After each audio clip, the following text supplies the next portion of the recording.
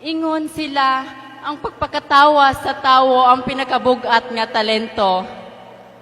Busa mga kaigsuunan ko, pag-andam na mo kay anian ako. Ang bayot sa inyong atubangan, mo'y gabit-bit sa kinadakang bilat sa kalibutan! Tungod sa gugmang giatay ni nanay ug tatay, gipanganak akong adunay lagay. Agay, agay, agay, pagkasakit bagyod ipito ning among lagay. Kung ang lalaki mao'y manok kay kusog mo syagit og tuktugaok, ug ang babae mao'y pato kay kusog mo syagit og kwak-kwak-kwak.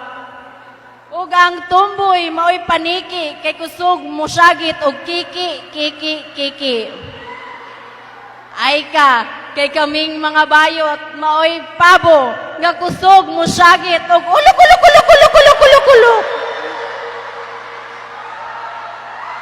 Good evening, ladies and gentlemen. Welcome to Mobile Legends. 5 seconds, the enemy reaches the battlefield. Smash them! Alternative Light! This is Aya Ortiz Garcia, fresh 21 years old stunner. But there is a beauty, brain, and pageant. Let's stand aloud by the name of Angel Locsin. Angel Locsin nga muka og asin, mukilaw og bitsin, ug di masipyat musup-sup og utin.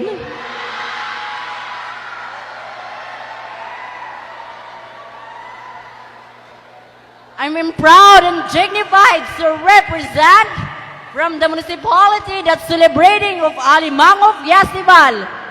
30 pamiliti, back and forth 60, busa mga kaigsuunan ko dari, pakpaki, syagiti, ug kaloy kay wag yun taon ko iipliti. From the municipality of Lala, at bago ko po lisanin ang sulok ng entabladong ito, mag-iiwan ako ng isang katagang hindi nyo malilimutan. Walay bayot masumbagan kung mubayad pagkahuman. Dagang salamat mga kaigsunan ug dalaygon ang Diyos. Viva Senyor Santo Niño! Viva Baroy! There you have it, ladies and gentlemen, candidate number 1.